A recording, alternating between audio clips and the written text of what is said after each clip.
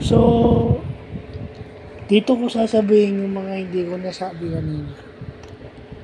Well, yung last vlog ko about yung Gilas at saka yung Iraq, although nanalo yung Gilas, pero nakikita natin, it's very evident. Wala akong question sa lineup. Okay yung lineup, pumapalag nanalo nga Wala akong question sa sistema. Okay yun, may ball movement, umiikot ang bola. Kaso, ang kino-question ko is yung preparation time. Preparation time, practice time, and more tune-up games. So, bakit limited yung pool nyo? Kasi limited yung time nyo mag-practice. Kung kung marami kayong time, makakapagpasok kayo ng mga players na po pwede dun sa system. Kagaya niyan, injured si Calvin Oftana. Di kung hindi siya maglalaro, di 11 na lang yun. Binigay siya ng clearance, pero dapat hindi nyo na nga niline up muna dahil injured.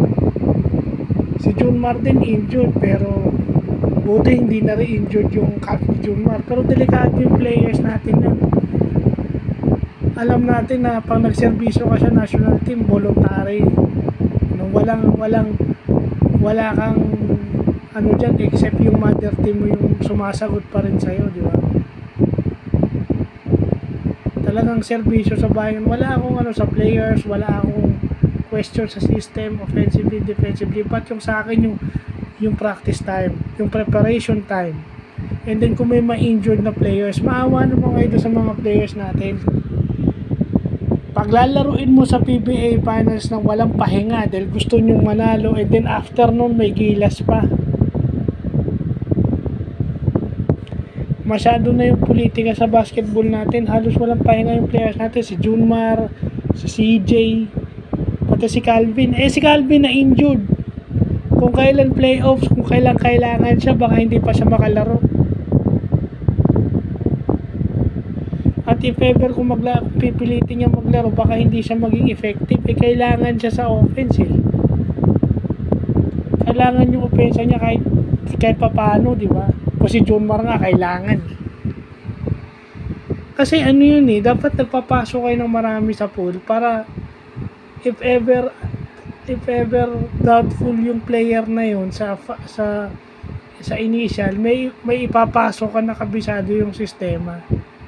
I wonder why yung rule kasi ng FIBA Asia, bakit hindi pwede magdala ng reserve? Sana man lang kahit si Troy dinala o si RJ man lang dinala.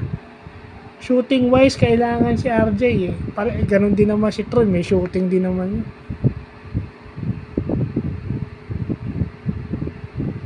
Diba? Si Japet nga, ngayon lang ginamit, nakatulong pa kahit papaano. So yun. Diba? Kinugusto ko kasi yung limited yung pool. Kasi yung sistema nga, at saka syempre yung PBA commitments ng mga yan. Kaya sinasabi ko, kulang ang practice time. Ayaw nyo naman ipatigil yung PBA kasi sasabihin nyo, paano naman kayo, wala kayong kita. Kaya nga, anong commitment nyo? Ang commitment nyo ba business o national pride?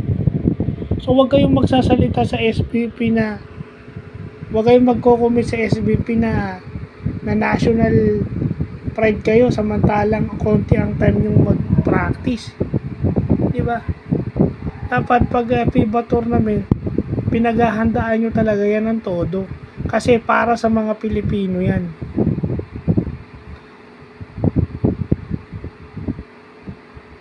Tsaka dapat binibigyan ng priority yan. Kung ang number 1 sport sa Pilipinas basketball, yan ang binibigyan priority.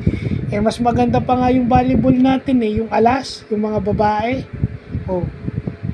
Wala, kung may nang babash man doon, kita nyo, bronze ang nakukuha sa international tournament, at least.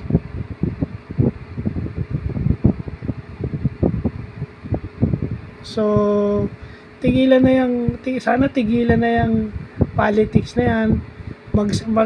Mag-align ng time para sa FIBA tournament, mag-align ng tamang preparation time para sa FIBA tournament.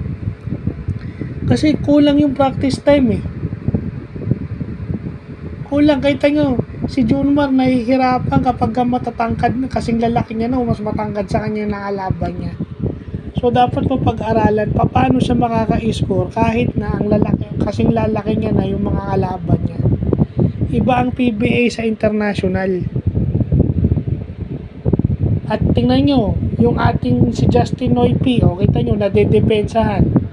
Dedepensahan talaga si Brownlee, at saka si Brownlee, pagod yan, 37 points yung binuhos pa, hindi lang tayo matambakan. So thank you kay Justin Brownlee, thank you. Sa mga players, kailangan tulungin nyo naman si Noypi. Basta pag open kayo, itira nyo lang, nag-hesitate kasi ewan ko bakit nag-hesitate. Sa PBA naman, hindi sila nag-hesitate. At saka kita nyo yung naging best player ngayon na hindi PBA player. Si Dwight is hindi PBA player. Si Dwight hindi siya PBA player. Tandaan nyo yan. Si Dwight hindi siya PBA player. So kung karamihan ng kasama ni Dwight at saka ni Brownlee PBA player, kailangan mag-set aside ng preparation time para sa hindi yung dahil magkakasama na sila pa rin yung nasa lineup, hindi dapat ready rin kayo sa injuries.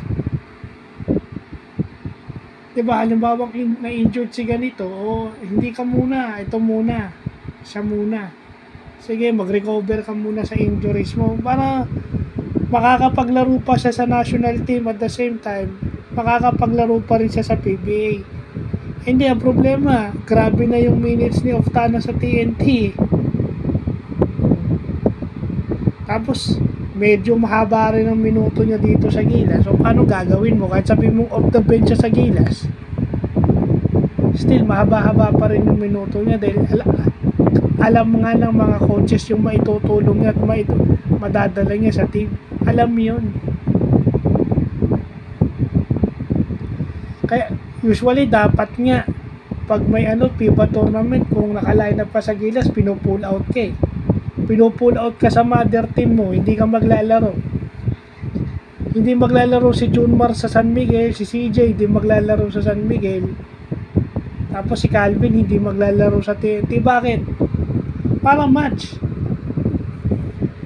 Malakas naman yung lineup ng TNT. Malakas din naman yung lineup ng San Miguel. Dalawa pa yung malaki ng San Miguel pag wala si Mo at saka si Brondial. O wag sabihin na hindi kaya ni Mo yung halos siya nga po nga palit kay Junmar. Rebounding, matutulungan din naman si Rodney. Di ba? Para match. Kasi maraming injuries yung TNT. Talagang lugi sila pagka nandun si Junmar naglalaro.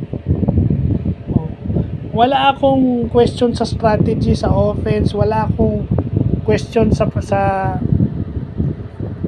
strategy ng team, wala akong question sa composition ng players. May laban kaso walang preparation time. Defense ang problema. So kung defense ang problema, practice time. More time together sa loob ng court na naglalaro, may referee pumipito. So, yun lang po.